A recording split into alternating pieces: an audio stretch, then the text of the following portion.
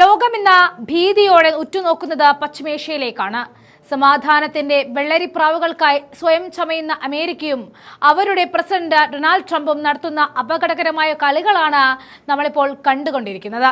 ഒരു വശത്ത് സമാധാന കരാറുകളെക്കുറിച്ച് വാചാലനാവുകയും മറുവശത്ത് യുദ്ധഭീതി പടർത്തുകയും ചെയ്യുന്ന ട്രംപിന്റെ തന്ത്രങ്ങൾ പാളുന്നു എന്നതിന്റെ വ്യക്തമായ സൂചനകളാണ് പുറത്തേക്ക് വരുന്നത്. ഇറാന്റെ മേൽ കുതിര കയറാൻ നോക്കുന്ന അമേരിക്കയ്ക്ക് ഇപ്പോൾ സ്വന്തം ഇന്റലിജൻസ് റിപ്പോർട്ടുകൾ തന്നെ തിരിച്ചടിയായിട്ട് മാറിയിരിക്കുകയാണ്. ഇറാൻ ഒരു ഡർട്ടി ബോംബ് പ്രയോഗിക്കാൻ തയ്യാറെടുക്കുന്നു എന്ന വാർത്ത പുറത്തുവിട്ട് ലോകത്തെ ഭീതിയിലാഴ്ത്താനാണ് അമേരിക്ക ശ്രമിച്ചുകൊണ്ടിരിക്കുന്നത്. എന്നാൽ ഈ ഭീതിക്ക് പിന്നിൽ തങ്ങളുടെ പരാജയങ്ങൾ ഒളിച്ചുവെക്കാനുള്ള അമേരിക്കയുടെ ഗൂഢനീക്കമാണോ എന്ന് സംശയിക്കേണ്ടിയിരിക്കുന്നു. എന്താണ് ഈ പറയുന്ന ഡർട്ടി ബോംബ്? സാധാരണ സ്ഫോടക വസ്തുക്കളിൽ റേഡിയോ ആക്റ്റീവ് പദാർത്ഥങ്ങൾ കലർത്തി നിർമ്മിക്കുന്ന ഈ ആയുധം പ്രയോഗിച്ചാൽ ഒരു നഗരം തന്നെ വർഷങ്ങളോളം ഉപയോഗശൂന്യമായി മാറും. ഹിരോഷിമയിലോ നാഗസാക്കിയിലോ ഉണ്ടായതുപോലെ വൻ സ്ഫോടനം ഇത് ഉണ്ടാക്കില്ല എങ്കിലും ഇതിൽ നിന്നുമുള്ള വികിരണങ്ങൾ തലമുറകളെ വേട്ടയാടിയിരിക്കും. ഇറാന്റെ പക്കൽ 460 കിലോഗ്രാം സമ്പുഷ്ടീകരിച്ച യുറേനിയം ഉണ്ടെന്നും അതിൽ 60% ഡർട്ടി ബോംബ് നിർമ്മിക്കാൻ പര്യാപ്തമാണെന്നും അമേരിക്ക വാദിക്കുന്നുണ്ട്. എന്നാൽ ഇത്രയും കാലം ഇറാന് ഉപരോധങ്ങൾ കൊണ്ട് ശ്വാസം മുട്ടിച്ച അമേരിക്കയുടെ നയങ്ങൾ തന്നെയാണ് അവരെ ഇത്തരമൊരു നിലപാടിലേക്ക് എത്തിച്ചത് എന്ന സത്യം ട്രംപ് ഭരണകൂടം മറച്ചുവെക്കുന്നു. ലോക ചരിത്രത്തിൽ ഇതുവരെ യുദ്ധമുഖത്ത് പ്രയോഗിക്കപ്പെട്ടിട്ടില്ലാത്ത ഇത്തരമൊരു ആയുധത്തെക്കുറിച്ച് ഇപ്പോൾ ചർച്ചകൾ ഉയർത്തുന്നത് ഇറാനെ ലോകത്തിന് മുന്നിൽ ഒരു വില്ലനായിട്ട് ചിത്രീകരിക്കാനുള്ള അമേരിക്കൻ അജണ്ടയുടെ ഭാഗം തന്നെയാണ്. ഇതിനിടയിലാണ് സമാധാനത്തിന്റെ മുഖം മൂടി അണിഞ്ഞുകൊണ്ട് ട്രംപ് രംഗത്തേക്ക് വരുന്നത്.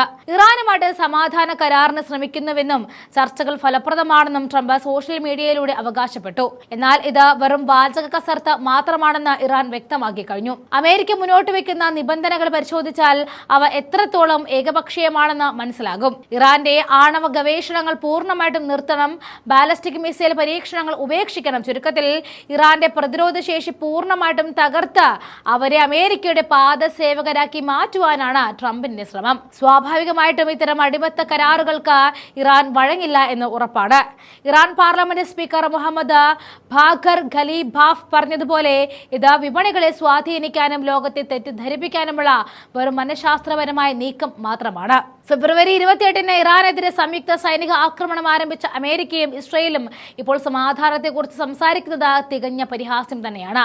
ബോംബുകൾ വർഷിച്ചുകൊണ്ട് സമാധാന കരാറിന് ക്ഷണിക്കുന്നത് ട്രംപിന്റെ വികലമായ നയതന്ത്രത്തിന്റെ ഭാഗമാണ്.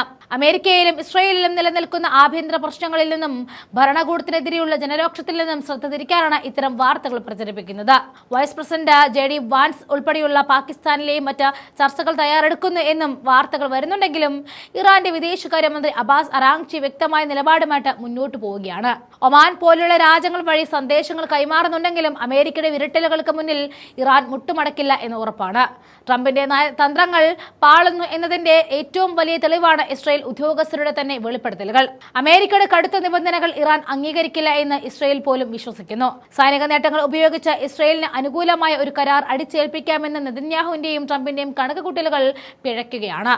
പശ്ചിമേഷ്യയെ ഒരു അഗ്നിവലയത്തിലാക്കിയ ശേഷം ഇപ്പോൾ സമാധാനത്തിന്റെ രക്ഷകനായിട്ട് വരാൻ ശ്രമിക്കുന്ന ട്രംപിന്റെ ഇരട്ടത്താപ്പ് ലോകം തന്നെ തിരിച്ചറിയുന്നുണ്ട്.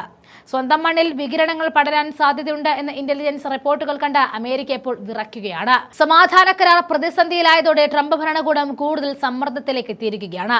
ആയുധ കച്ചവടവും രാഷ്ട്രീയ ലാഭവും മാത്രം ലക്ഷ്യം വെച്ചുകൊണ്ട് അമേരിക്ക നടത്തുന്ന ഈ കളികൾ പശ്ചിമേഷ്യ മാത്രമല്ല ലോകത്തെ മുഴുവൻ ഒരു മഹാദുരന്തത്തിലേക്ക് നയിക്കുകയാണ്. ഇറാനെ കുറ്റപ്പെടുത്തുന്നതിന് മുൻപ് തങ്ങൾ പടച്ചുവിട്ട യുദ്ധാന്തരീക്ഷം എങ്ങനെ ശാന്തമാക്കാം എന്നാണ് അമേരിക്ക ചിന്തിക്കേണ്ടത്. അല്ലാത്തപക്ഷം ട്രംപിന്റെ ഈ സമാധാന നാടകം ചരിത്രത്തിലെ ഏറ്റവും വലിയ പരാജയമായിട്ട് രേഖപ്പെടുത്തും.